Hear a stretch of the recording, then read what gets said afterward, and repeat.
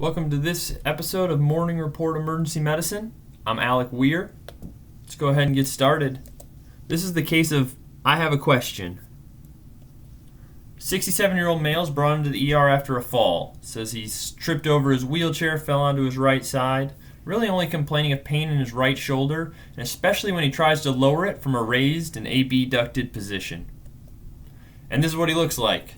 So granted, this isn't our patient because it's a left shoulder. It's one of our second years that I coerced into letting me take his picture. But he's got his forearm resting on the top of his head, and he can't move his arm down from this position. Here are our x-rays. We have our axillary view. We have our lateral view. And then we have our AP, and here's where our money is. We can see we have an obvious dislocation, but what kind of dislocation is this?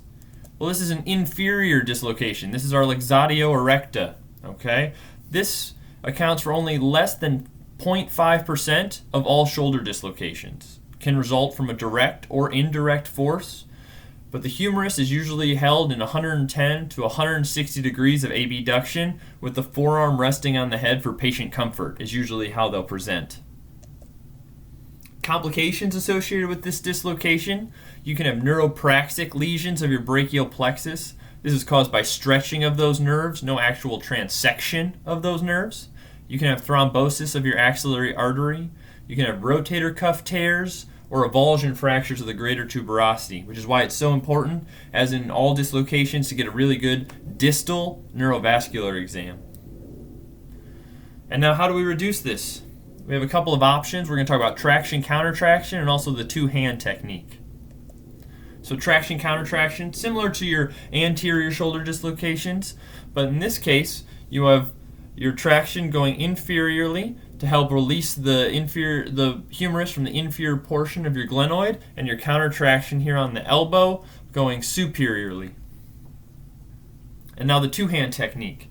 So if your arm is up from your inferior dislocation, you take your one hand, your right hand in this scenario of pictures, and take the humerus and move it towards the patient's feet while you give solid force onto the wrist away from the patient's body. This will most likely turn your inferior dislocation to a standard anterior dislocation, in which case you can provide direct pressure again on the humerus towards the patient's feet while you help to rotate out the wrist away from the body, externally rotating that humerus in sort of a Cunningham technique. All right, and this can be done usually with one person. Here are our post-reduction films. Our AP view looks like we no longer have an inferior dislocation, but of course it's very important to get either a scapular Y or an axillary view post-reduction on these patients to make sure that you didn't accidentally turn your inferior dislocation into an anterior dislocation and not get a full reduction of that shoulder. So what are our take-home points for Luxatio Erecta? It's not subtle. Your patient will come in with the arm abducted between 110 and 160 degrees. Got to make sure you get that good neurovascular exam distally, and know your reduction techniques. You can either do traction, countertraction, and you got to think about your mechanism of injury and where your dislocation is inferior to your glenoid.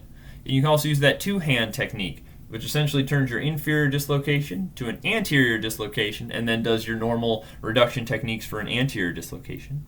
And of course, you want to get complete post-reduction films to make sure that shoulder is in the right place.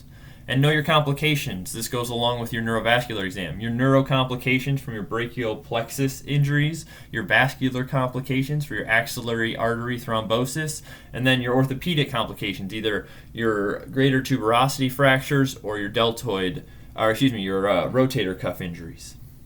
That's it, guys. That's the case for this week. So keep your eyes out for it. It's not subtle, but it's fun when you get to take care of it. And as always, keep your eyes out for those interesting cases. Thanks.